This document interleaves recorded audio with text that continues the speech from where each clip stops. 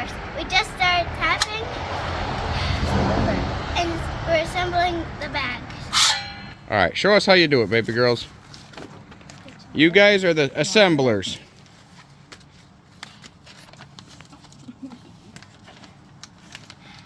So we slide the one piece out of that, the loop. We loop the bag through the middle and back around over the top. It's some work making sap bags, but it makes it a whole lot easier cleaning up after. Yep, sure does. And all you did was slide it into that. Hold it for a second. Let me see it. Turn it. Put it away. Just slides in like that. Got little ledges there, little hooks to hook that loop. Holds it together. At the end of the year, you just reverse the process and throw the bag away. Super simple. Let's go get them out. All right, baby girl, you want to put one on this tree? Tapping maples can be slippery work when there's hills involved, isn't it? Yeah. What one? The tree right over here. Do you like putting the bags on? Right over here, baby. Do you see it? Next tree over. Yes, ma'am.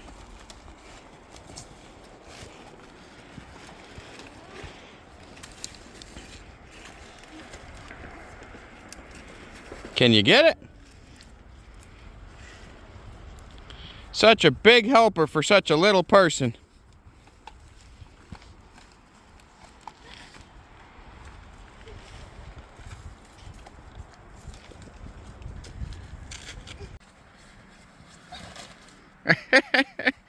Slipping and falling, baby girl? Yeah. Yep. Well, you're a great bag delivery person.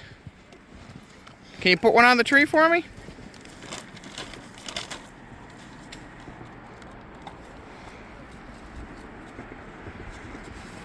Looks good. Thank you.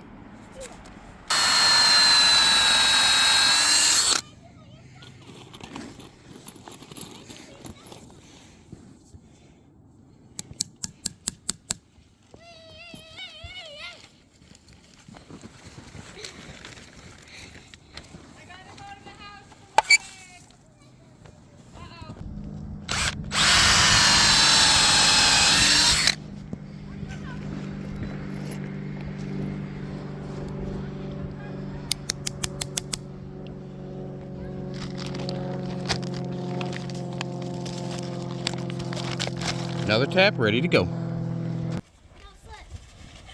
Like that.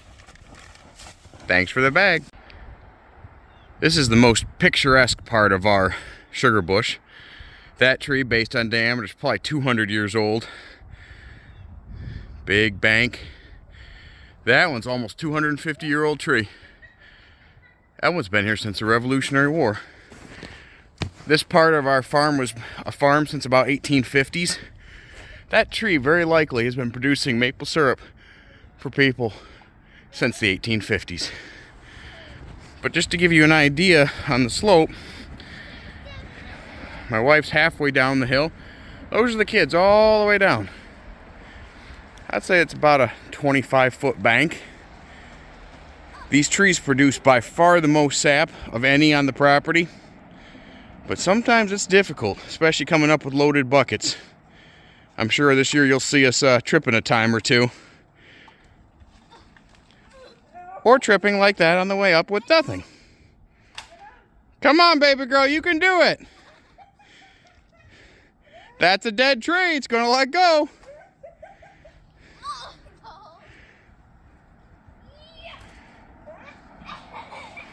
It's not like we don't try to have fun or anything. And all that left to tap. One interesting thing about these maples in this part of my sugar bush is some of them have this really smooth, very light colored bark. Others, darker, a little more green to it, and a little rougher. As far as the leaves are, they both look like they're sugar maples. Just very, very different bark. You over.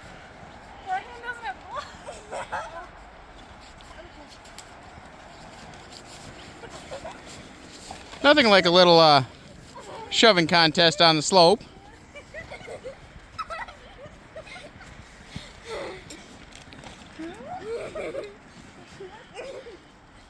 She might push you back, baby girl. And down she goes. Oh! Child two. Snowball fight.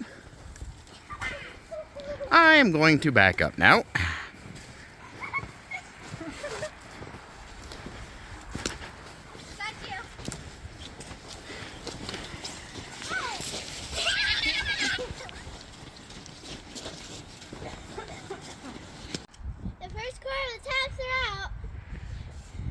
Was it a lot of work?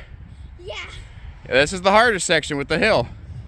The rest of the 3/4 will be a little easier. Yeah.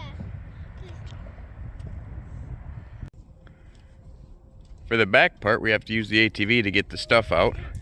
We'll assemble the sap bags out here. Now our property, we're going to have about 120 taps out between ours and the neighbors' properties adjoining us. A couple kids playing. And a couple more really old maples, probably 200 plus based on their diameter. The way my property's set up is all of these giant maples were along the outer edge. The old farms back in the 1850s, and they never cut them down. They're kind of like the property boundary edge. And they're sugar maples. So they have spawned tons and tons of maples all along the property line. And they're still making more. Got tons and tons of maples that'll be ready in 10 or 12 years to start tapping. I find it really cool to figure out that this property is people have been farming it for 170 years. And some of these giant trees have been here that whole time making syrup for people. All right, so let's tap this tree, baby. Well, if you look at here, see these old holes? Yeah.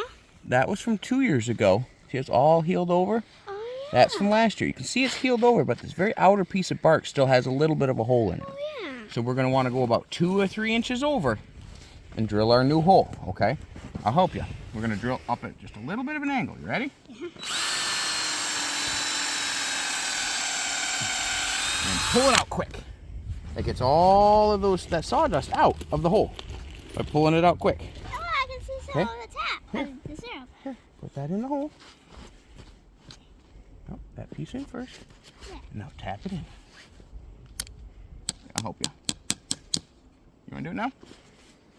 Couple more taps. Is that? One more good one. There you go. Now hang the bag on it.